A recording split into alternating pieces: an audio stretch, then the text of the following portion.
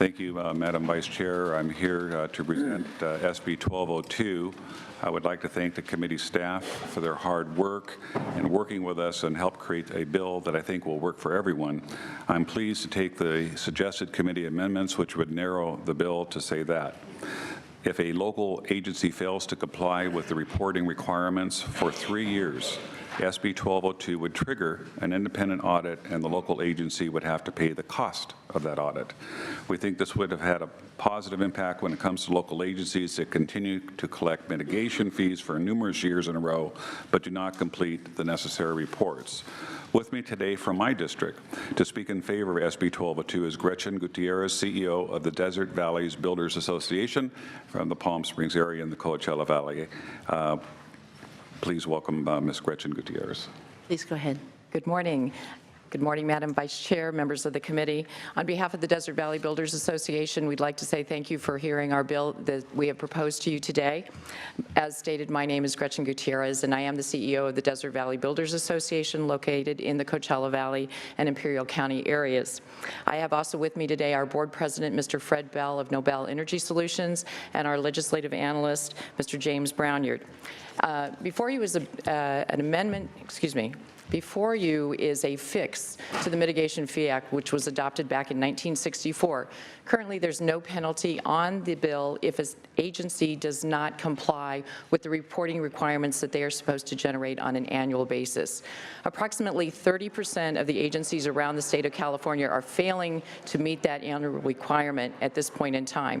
What we're asking of you as the committee members is to adopt the proposed legislation so that those agencies would be compelled and required to report their findings on their development funds that they collect on an annualized basis. Basically, they're collecting funds and expending them, and we have no way of tracking what those expenditures are being spent on and if they're being used appropriately. So we ask for your support on this measure at this time. This is a fix, and it would be an appropriate fix to a situation that we deal with on an annualized basis within the development community. Thank you for your support. Thank you. Any other witnesses in support? Please state your name and where you're from and your position, please. Good morning. Alyssa Stinson on behalf of the California Building Industry Association in support.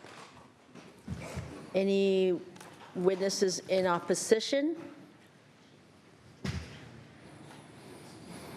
Okay.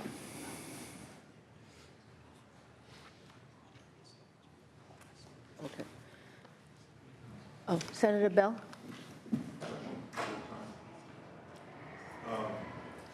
The question I have is many municipalities are adopting affordable housing fees, those kinds of fees. How does this law apply to those kinds of fees? It would still have the same effect on it at this particular point in time.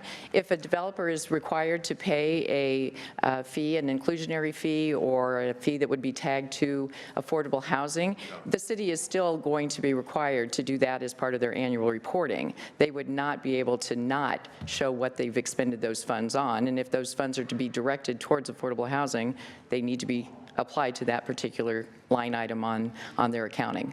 So I'm a developer, and the city applies an affordable housing fee. Like my city's got an ordinance pending on this, so that's why I'm asking. How does the process work? Can you go through that?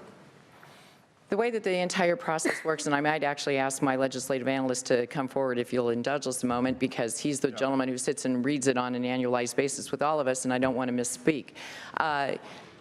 Any development fee that is collected by an agency, whether it's a city, a school district, a water agency, et cetera, is required under the Mitigation Fee Act to put forward on an annualized reporting basis the level of income that they received and what they expended on. There are very clearly defined levels of what they can spend it on within the Mitigation Fee Act, and also what they can't.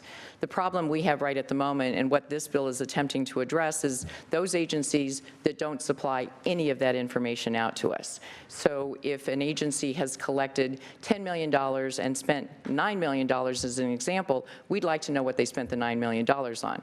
They're failing to even expose that particular reporting of accounting. So again, if they have a line item that says we're going to use it for X, they need to be using it for X and not over for A, B, or C. I'm not sure if that specifically addressed your question, but Does the mitigation fee law direct that they have to spend it only on certain things that have nexus to the yes, they are required purpose to. of the fee collected? Yes, sir. They are required to do a nexus study before they adopt a fee of any Right. sort, and that has to be vetted and approved. We have cities and jurisdictions that do them on an annualized basis. Some do them biannually, triannually, every 5 years.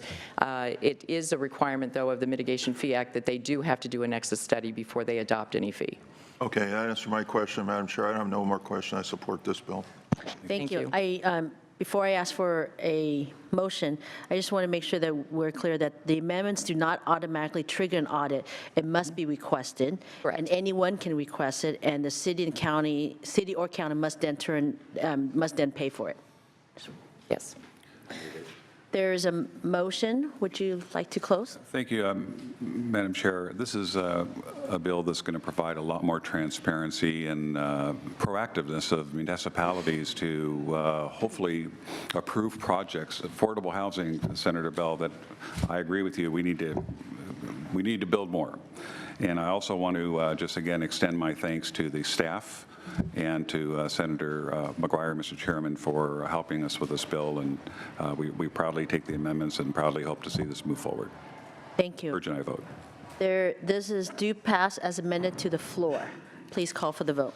Dwyer, Nguyen. Aye. Nguyen, aye. Bell. Aye. Bell, aye. Hernandez. Hertzberg. Laura. Laura, aye. Morlock. Morlock, aye. 4-0. 4-0, and we will keep the roll call open.